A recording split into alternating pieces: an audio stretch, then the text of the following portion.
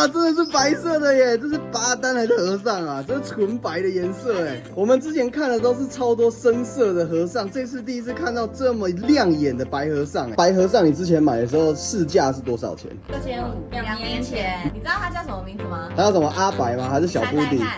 他是小布迪啊，他应该叫小布迪。在英雄天团里面的什么？杯面。